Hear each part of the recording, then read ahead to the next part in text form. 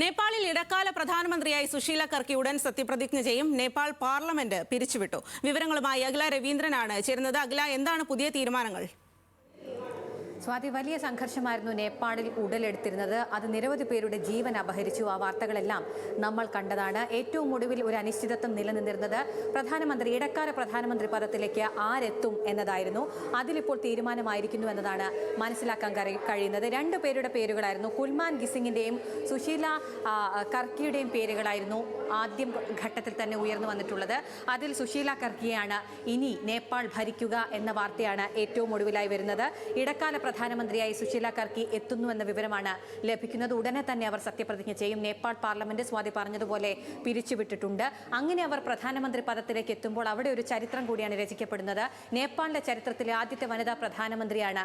ആ പ്രധാനമന്ത്രിയാണ് ഇനി നേപ്പാൾ ജനത കാണാൻ പോകുന്നത്. ജൻസി പക്ഷത്തിൽ ഒരു പക്ഷത്തിന്റെ പിന്തുണ സുശീലയ്ക്കായിരുന്നു. അതുകൊണ്ട് തന്നെയാണ് അവർ ഇപ്പോൾ ആ പദത്തിലേക്ക് ആനയിക്കപ്പെടുന്നതും. വലിയ ചരിത്രമുണ്ട് സുശീലയ്ക്കും. അവർ കൃത്യനിഷ്ഠതയുള്ള, അതായത് അഴിമതി വിരുദ്ധമായ, അഴിമതിക്കെതിരെ പൊരുതുന്ന ഒരു ന്യായാധിപ എന്ന ഒരു ഇമേജ് സുശീലയ്ക്ക് ഉണ്ടായിരുന്നു. അതുകൊണ്ട് തന്നെയാണ് ഈ ഒരു പേര് ഈ ഘട്ടത്തിൽ, ഇത്രയും സംഘർഷഭരിതമായ ഘട്ടത്തിൽ പോലും അവരുടെ പേര് മുന്നോട്ട് വരാൻ കാരണമുണ്ടായത്. മുൻപും ഒരു ചരിത്രമുണ്ട് സുശീലയ്ക്ക്. നേപ്പാളിന്റെ ചരിത്രത്തിലെ സുപ്രീം കോടതി മുൻ ചീഫ് ജസ്റ്റിസ് ആയിരിക്കെ ആ പദവി വഹിക്കുന്ന ആദ്യത്തെ വനിത എന്ന ഒരു ചരിത്രം കൂടി സുശീലയ്ക്ക് ഉണ്ടായിരുന്നു. അത് മാത്രമല്ല, നേപ്പാളിലെ സർക്കാരിനെ, കമ്മ്യൂണിസ്റ്റ്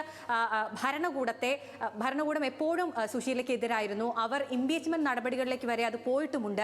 ആ നടപടികൾ പുരോഗമിക്കുന്ന ഘട്ടത്തിലായിരുന്നു അവർ വിരമിക്കുന്നത്. അങ്ങനെ അതിനൊരു പരിസമാപ്തി ഉണ്ടാവുകയാണ്. ഈ കമ്മ്യൂണിസ്റ്റ് ഭരണകൂടവുമായി ഇവർക്ക് ഒരു പ്രശ്നം ഉണ്ടാകുന്നത് ഒരു പോലീസ് സൈനിക തലവനെ നിയമിക്കുന്നതുമായി ബന്ധപ്പെട്ടായിരുന്നു. അതിനുശേഷം വലിയ സംഘർഷങ്ങൾ ഉണ്ടായി, നിയമ പോരാട്ടങ്ങൾ ഉണ്ടായി, ഇവരുടെ പ്രതികരണങ്ങളുണ്ടായി. അങ്ങനെ ഭരിക്കുന്ന സർക്കാരുമായി കൊമ്പുകോർക്കുകയായിരുന്നു സുശീല.